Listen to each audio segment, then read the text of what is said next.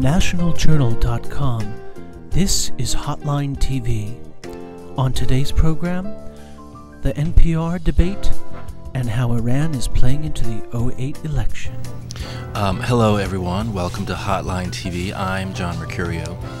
And I'm Amy Walter. It's so great you could join us today. Later in the program, we'll be giving away our recipe for Schweaty balls. But first, it's All Things Considered on Iran.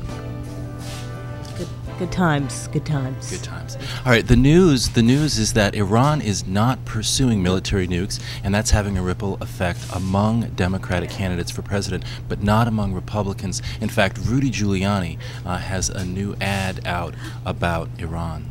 How exciting. Yes, it is. I know. I think it's exciting, too. Let's watch it. I remember back to the 1970s and the early 1980s. Iranian mullahs took American hostages. And they held the American hostages for 444 days. And they released the American hostages in 1 hour. And that should tell us a lot about these Islamic terrorists that we're facing. The 1 hour in which they released them was the 1 hour in which Ronald Reagan was taking the oath of office as President of the United States. The best way you deal with dictators, the best way you deal with tyrants and terrorists, you stand up to them. You don't back down. I'm Rudy Giuliani, and I approve this message. Wow. Forceful. And tough. Yeah. Rudy might be trying to gain ground by staying tough on Tehran, but Hillary was criticized during the debate for her vote on that Kyle Lieberman amendment. Let's listen.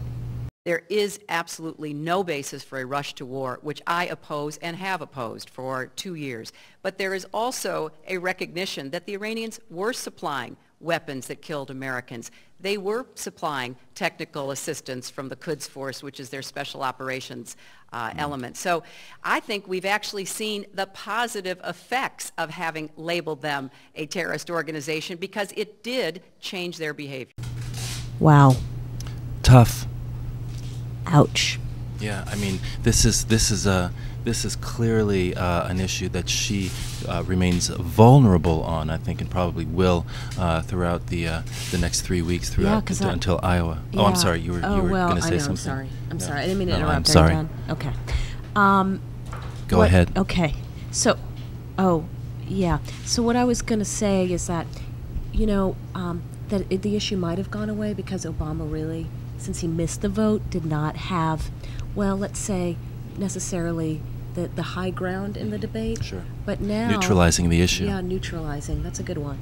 But now, I think that this NIE report has given that new life. I agree. Really has. I agree. Although it's interesting, the fact that Hillary was able to sort of get some ground, make some ground, gain some ground even, on the fact that not only was he not voting, but he was actually out campaigning, I think really goes to her bigger point, the point that she's been trying to make all week, which is that he's basically been running for president ever since he was in kindergarten.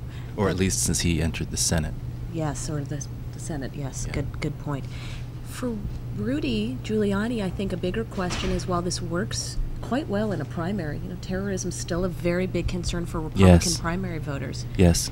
How does he talk about it in a general election? Can it still win the day for him if we're really talking about maybe the economy or jobs or health care? What does he talk about? That's a very good point. But unfortunately, our producer is telling us that we are out of time. Well, please join us next time when we'll be discussing Presidential pets. We'll see you next time.